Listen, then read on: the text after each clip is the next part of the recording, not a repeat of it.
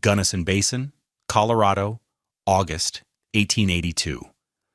The sun was a hammer in the thin, high-altitude air.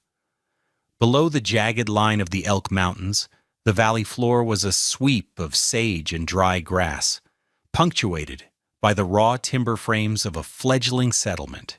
And in the side of a low, granite-stubbled hill, a man was digging, not for silver, not for gold, but for a home. Johann Trevithick moved with the steady economy of motion that spoke of a life spent working stone. He wasn't using dynamite or heavy drills. He was using a pick, a shovel, and an iron pry bar, clearing dirt and loose rock from a natural bowl-shaped depression in the hillside.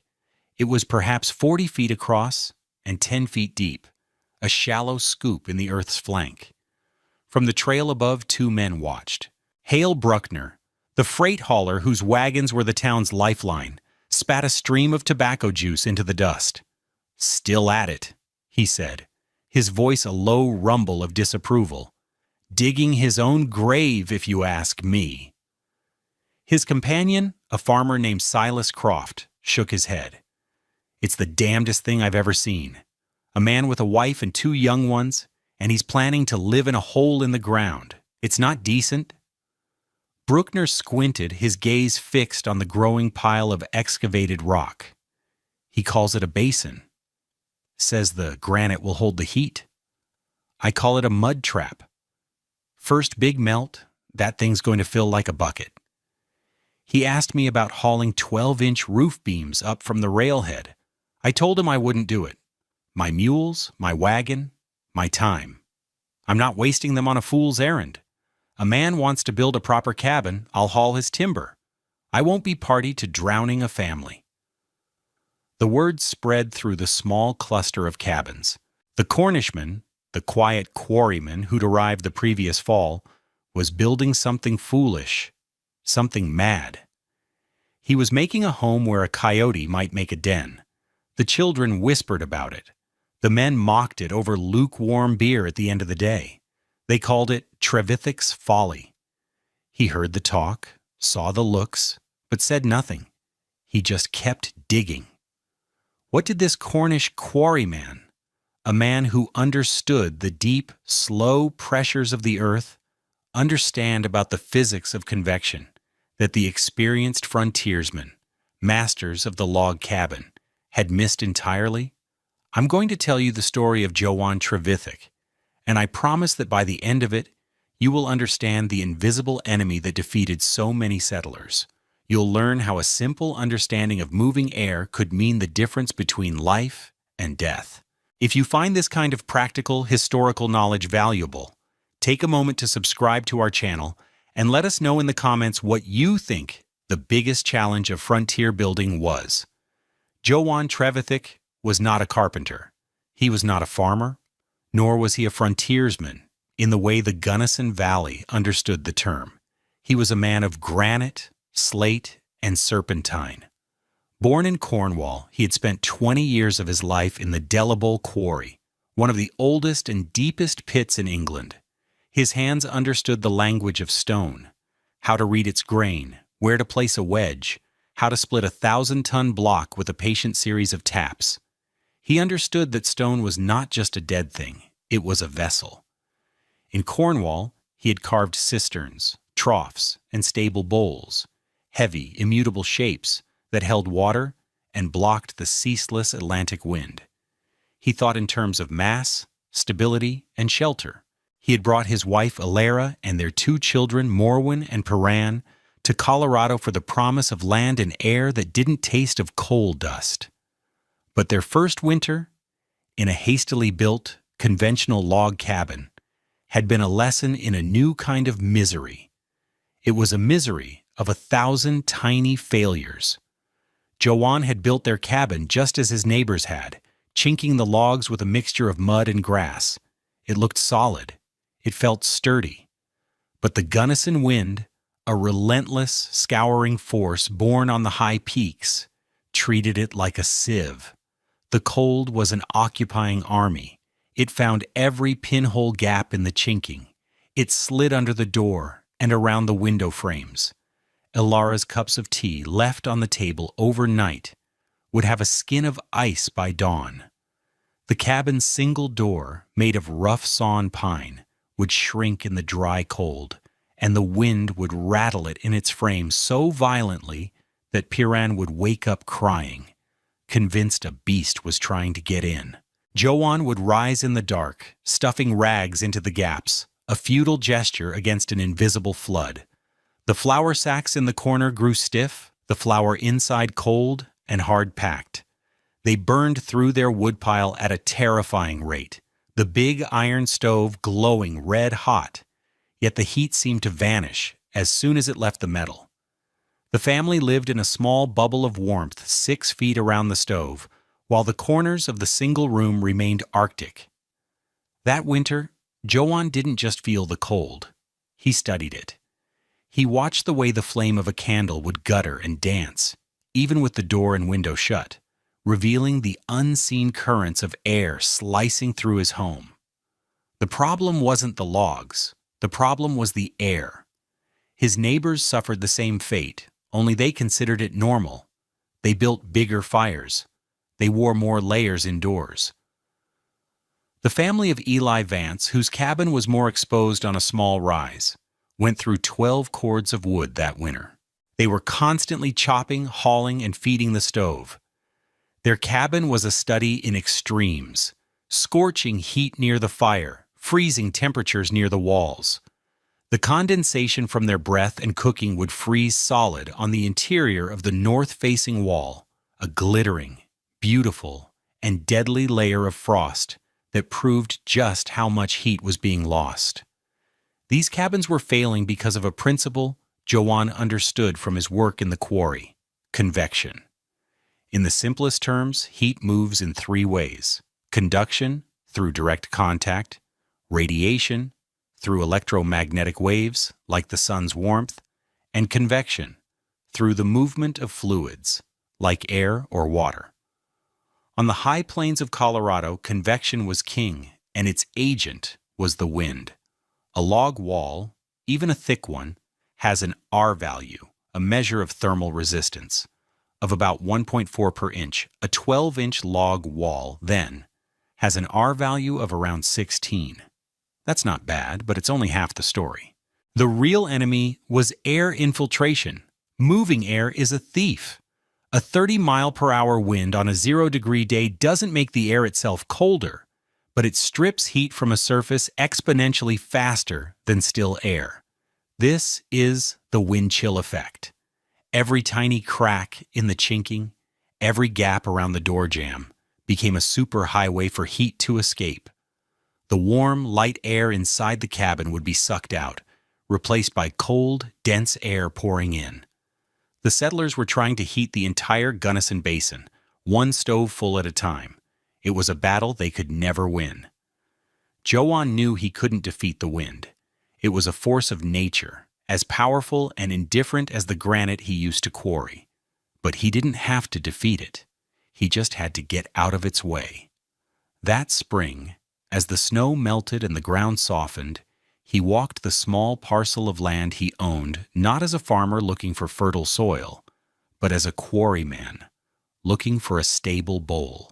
And he found it, a natural granite depression on the leeward side of a hill, sheltered from the prevailing northwesterly gales.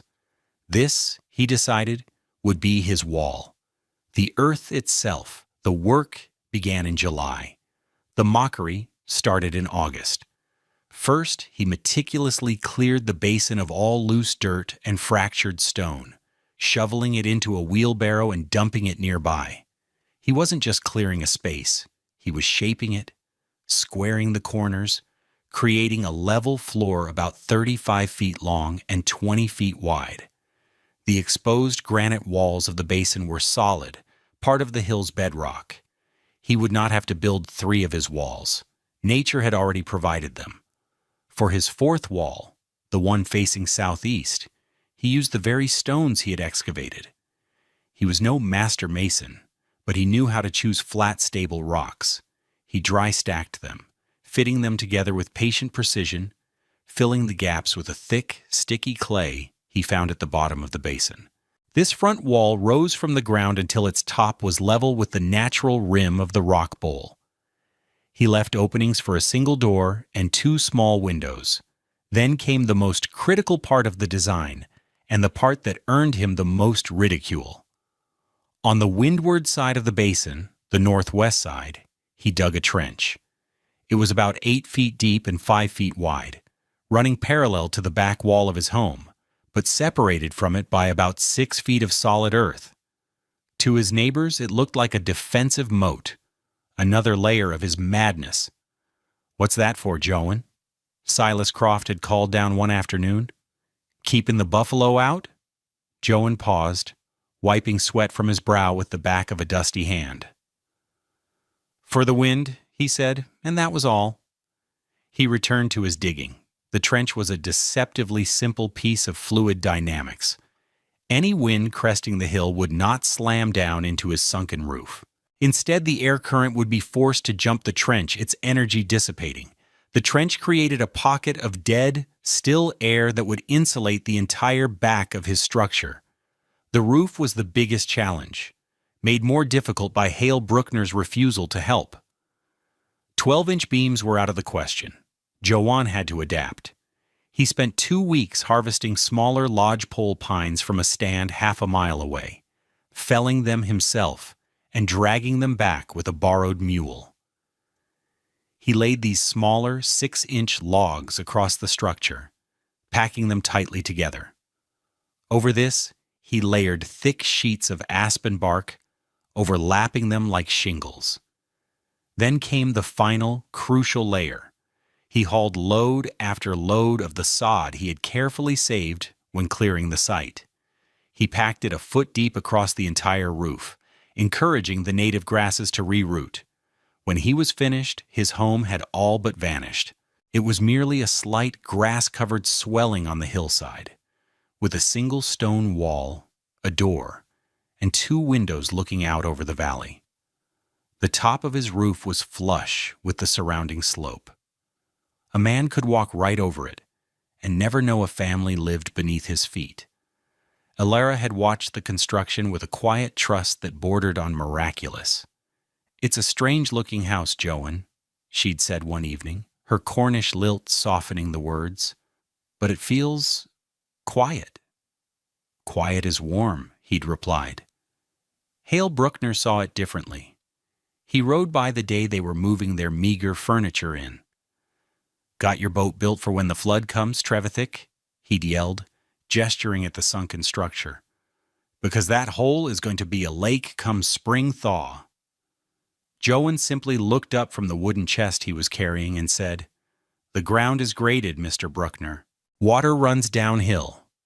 He had, of course, ensured the floor of the basin and the ground around his front wall sloped gently away from the structure. It was a simple precaution, but one his critics, blinded by the novelty of the design, failed to see. To understand why Joan's dugout was so revolutionary, we need to look closer at the physics of heat loss. A conventional cabin, standing exposed to the elements, is fighting a 4-front war against the cold. Its walls and roof are constantly battered by wind, which, as we've discussed, is a brutally efficient thief of heat through forced convection. A standard cabin might lose 70% of its heat this way. Joan's design fundamentally changed the battlefield. By sinking the house into the earth, he eliminated 3 of those fronts entirely. The ground is a massive thermal battery. Below the frost line, its temperature remains relatively constant, around 50 to 55 degrees Fahrenheit. His back and side walls weren't exposed to a 0-degree wind. They were pressed against 50-degree earth. The heat loss through conduction into the soil was vastly, immeasurably slower than the heat loss through convection into the air. The sod roof was the second piece of the puzzle. A foot of dense soil and root insulation has an R value of around R20 to R25. Significantly better than the log roof of a standard cabin. But more importantly, its aerodynamic profile meant the wind's power was nullified. The air flowed smoothly over the gentle slope, never gaining purchase, never creating the swirling vortices that suck heat from a building. The leeward trench acted as an insurance policy, a buffer of still air that protected the most vulnerable junction where the roof met the back wall. Finally, the single, exposed front wall faced southeast. This was a deliberate choice. It minimized exposure to the punishing northwesterly winter winds and maximized exposure to the morning sun. The two windows were small, limiting the area of glass, a notoriously poor insulator. The result was a structure that wasn't just a shelter, it was a thermal system, working in harmony with the landscape instead of defiance of it. Where a neighbor's stove had to generate enough BTUs to constantly fight the heat being ripped away by the wind, Joanne's stove only had to raise the temperature of the still, trapped air inside his home, from the baseline provided by the earth. The energy requirement was a fraction of the norm. He was no longer trying to heat the valley. He was simply warming a single, sealed, stone and earth bottle. The autumn of 1882 was mild, lulling the settlers into a false sense of security. Joanne laid in 4 cords of wood, a third of what Eli Vance had stockpiled.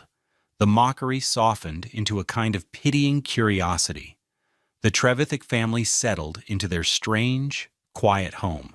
The first snows came in late November, blanketing the dugout until it was little more than a white hummock on the hill. The true test began in January. A Chinook wind swept down from the mountains. For 2 days, the temperature soared to an unseasonable 45 degrees. The snowpack melted, sending rivers of slush down the hillsides.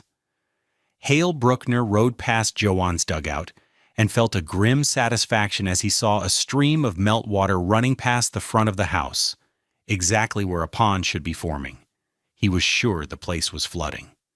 Then the Chinook crashed. The temperature didn't just drop, it fell off a cliff. In 6 hours, it went from 45 degrees above zero to 10 below, and the wind returned with demonic force. It was a full-blown gale, a steady 50-mile-per-hour roar from the northwest, with gusts hitting 70. The meltwater flash froze, encasing the entire valley in a sheath of treacherous ice. The wind picked up the new-fallen snow and turned it into a horizontal blizzard, a blinding, scouring torrent of ice particles. For the settlers in their log cabins, it was a 48-hour siege. At the Vance homestead, the wind found a loose corner of their shake roof and began peeling it back, one shingle at a time, with a sound like pistol shots. Eli and his oldest son spent a terrifying night on the roof in the heart of the storm, trying to nail it back down. Silas Croft's chimney, poorly mortared, began to leak smoke back into his cabin as the wind created a downdraft.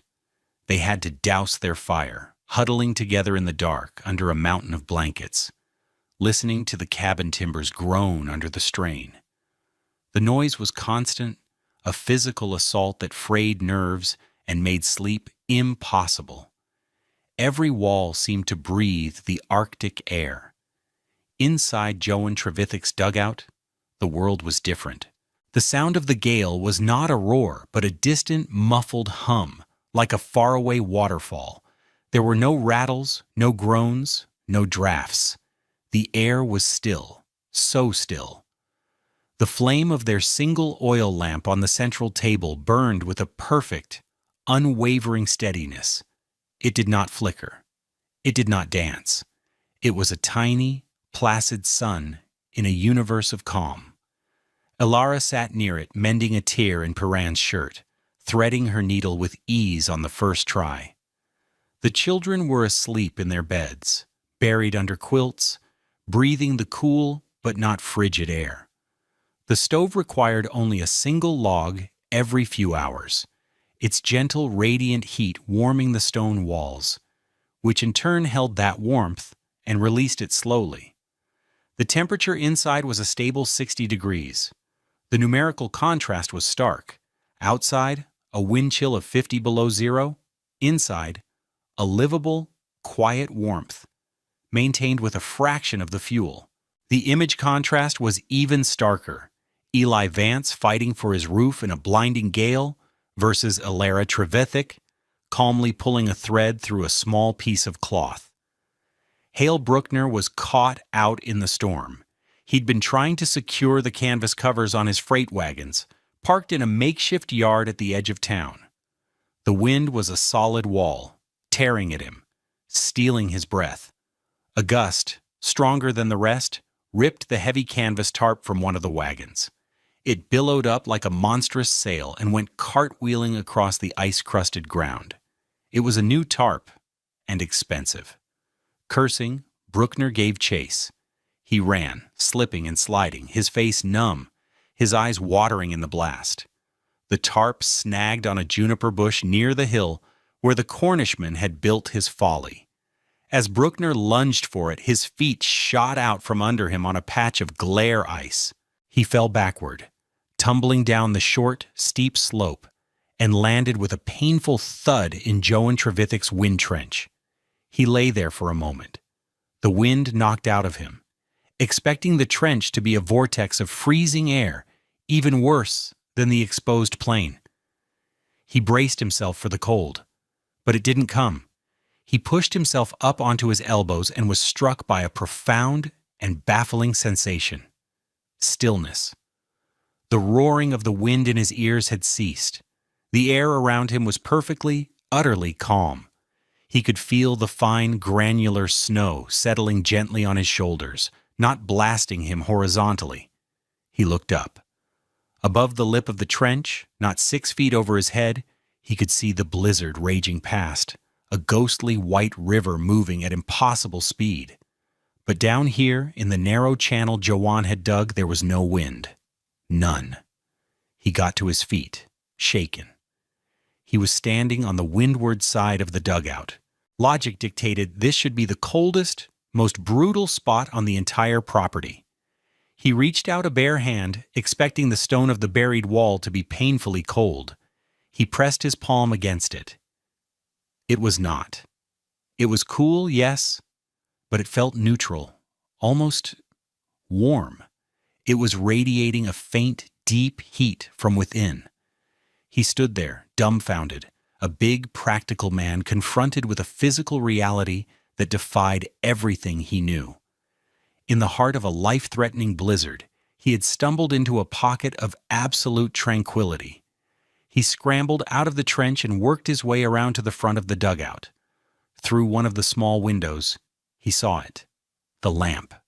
The steady, unwavering flame. He had seen lamps in his own cabin and every other cabin in this storm flicker and smoke as drafts found their way in. But the Trevithick's lamp burned as if it were a calm summer evening. That tiny, stable point of light was the final, irrefutable proof. He didn't knock. He was too proud, too stunned. He simply turned and walked back to his wagons. The lost tarp, forgotten. He walked through the screaming wind, but his mind was in the stillness of that trench. The mockery had been hollow. The certainty had been ignorance. The quarryman had been right. As he reached his wagon, Bruckner paused and looked back at the nearly invisible bump on the hillside. He spoke the words aloud to the storm, a confession and a revelation. "You didn't build a house," he murmured, his voice full of a new and unfamiliar awe. "You carved a piece of the calm." The next day, after the storm had blown itself out, Bruckner loaded 2 of the finest, straightest 12-inch timbers he had onto his wagon and drove them up to Joanne's dugout. He said nothing of the night before. He just looked at Joanne and said, "I was wrong to refuse the haul. You should have these, to reinforce the roof."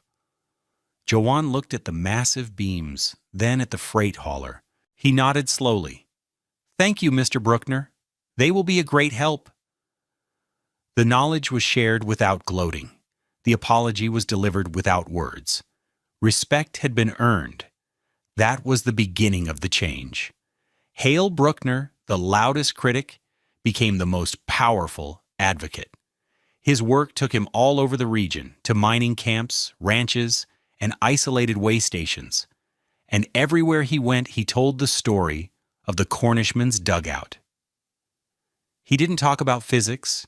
He talked about the still air in the trench, the lamp that did not flicker. He was a freight hauler, a man who dealt in practicalities. And this was the most practical thing he had ever seen. The first to adopt the idea were other freight crews. They were responsible for maintaining the small, crude line shacks and way stations along the freight routes. These were notoriously cold, drafty buildings. That spring, following Bruckner's detailed instructions, a crew on the route to Montrose dug a deep trench along the windward side of their main way station. The effect was immediate and dramatic. The station, which had once consumed a rick of wood a week, now stayed tolerable with half that amount. By 1884, a dozen way stations and line shacks in the Gunnison country featured a trevithick trench. It became a standard common-sense modification. A few brave homesteaders, building new, even tried full dugouts, finding their own hillside bowls. The idea spread not through newspapers or books, but through word of mouth, carried by practical men who saw a thing that worked. Johann Trevithick's innovation was an intuitive discovery of principles that modern building science would not formalize for another century. His earth-sheltered design created a super-insulated, airtight building envelope. His use of the trench to create a dead-air space was a masterful piece of passive environmental control. He was practicing sustainable, high-performance design before any of those terms existed. He did it not to be revolutionary, but to keep his family warm. There is a profound lesson in Johann's solution. The other settlers saw the Gunnison landscape as an adversary. They built structures that stood up against the wind, opposing it, fighting it. Their cabins were declarations of defiance. And so they were constantly under siege, constantly losing the war for warmth. Johann, the man of stone, saw the landscape differently. He did not see an enemy. He saw a tool. He understood that the very thing that gave the wind its power, the shape of the land, could also be used to rob it of that power. He didn't build against the hill. He built with it. He found the answer not in adding more wood or a bigger stove, but in subtracting the force that was causing the problem. He let the earth do the work. He saw what the others missed. The ground that stops the wind becomes the wall. Thank you for joining us for this story.